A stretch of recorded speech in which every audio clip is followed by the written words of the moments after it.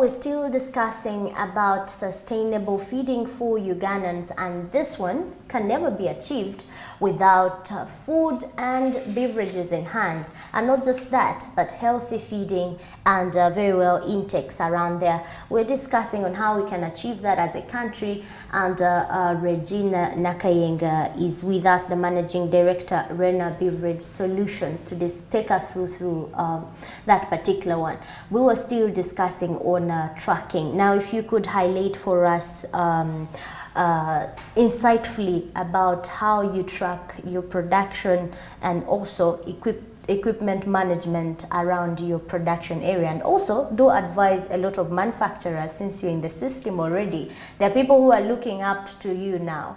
How can they make sure they are managing equipment? Because I do understand a lot to do with manufacturing. You're using a lot of equipment, heavy equipment. I don't know whether expensive or not, but there is that maintenance part that we want to help someone watching. Okay, thank you very much. Yes, I'll start with tracking. Product tracking. I said earlier that the whole thing starts in the entire value chain. Right from the source of your raw material for production, you track how the farmer is doing it, preparing or growing the crop. Then when it comes, you check that the raw material provided is good for you. And after you have done the production, you have to look at the following. Is the product well labeled? Because you have put it in the container. Does the label have a batch number? Does it have a production date and an expiry date? Then when you are issuing them, now you go to the inventory. You have to make sure that the product issued out is recorded, and all the details about the batch number, the expiry date, and so on, the quantities, who is delivering, where is it going, how is it going. So the means of transport is also very important. And the customer the product is going to, because that helps you. Should there be any problem, then you are able to recall or to track back.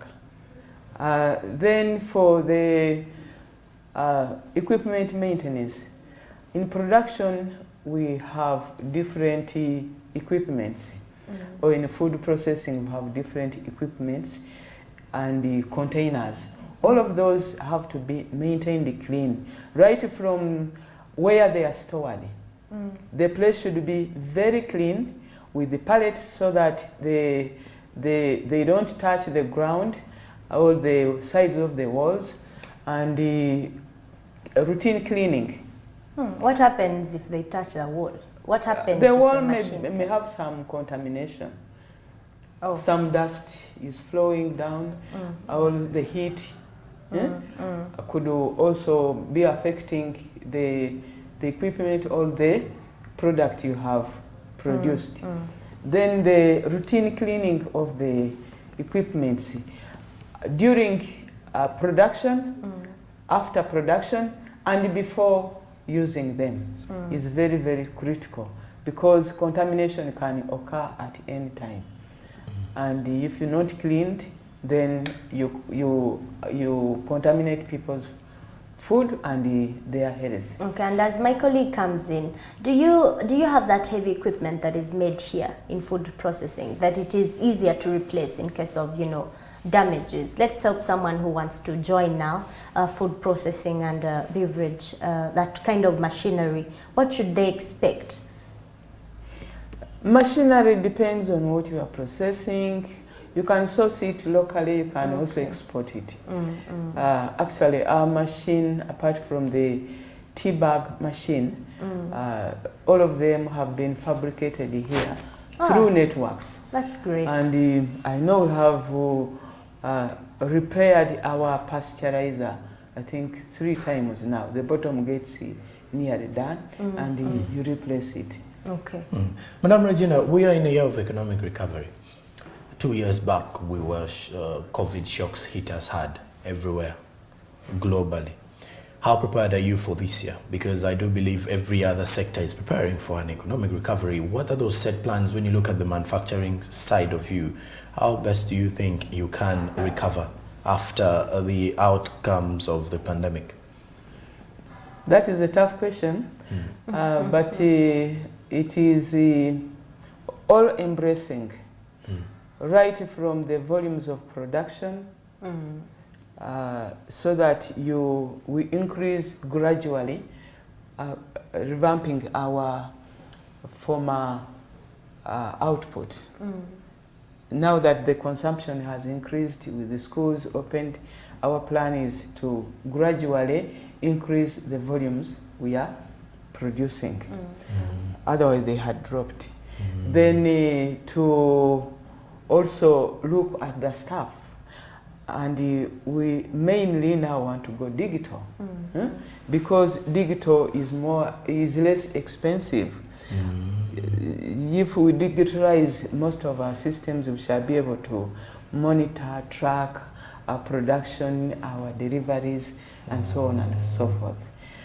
So you're ready for post-COVID? Yeah, we are ready for post-COVID, and then of course, telling people that we are still there. And these products are there. Marketing is very, very important. Okay, then. I think that has been my last question. But we also want to deploy the government, ask them to finance technology and local innovations. Okay, then. Anything last from you, Joram, as we conclude? I think that was one of my things I had. Okay. I did not even have a question regarding turning digital, but then you brought it out in the best way. Very that you're well. trying, and you're getting to the digital world now.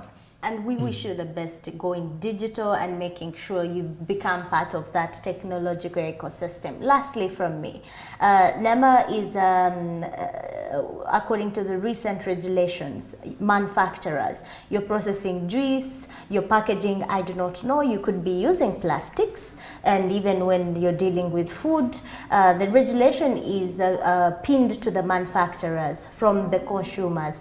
The moment Joram Posonko, for example, uses your product, it could be of a plastic after all, you are entitled as manufacturers to dispose it off from the public to make sure we protect the environment. Are you doing that? We have a policy on that, but we have not yet effectively implemented it. Okay. We wish we could even reduce on the volume of plastics we are using by creating systems where we can refill the juice, but it is, you know, it is how can you refill it? It is an idea which we want, but it is difficult to implement because of the many other factors around which cannot be possible. And people have just gone into the idea of takeaway. Everything is a takeaway. So the juice is a takeaway. It is difficult to follow the bottles. But should we be at a function, we make sure that we collect all the plastic bottles and put them into the recyclable system. Okay. But we are recycling other things like wastage of the residues from the juice. We make sure that they are recycled. Okay, then. Yeah. Thank you for highlighting for us. And give us your social media handles where someone can at least find you if they want in touch, if they want to be in touch with Rena Beverages. We definitely have Facebook linked on. We also have the website. All have the word Rena in them. All of them, Rena Beverages. Yeah. Rena, so Rena. Beverage Solutions Limited. Rena Beverage Solution. Okay, thank you so much for giving us your time and a goodbye from us. And that has made our conversation about sustainable feeding for Ugandans. But achieving that, we have got to evaluate beverage and food systems, and we have definitely done that for this particular show. I'm Rita Kabanyora, Twitter Kabanyora on social media platforms, and Joram Posonko is coming up shortly with Business and Sport. Stick around.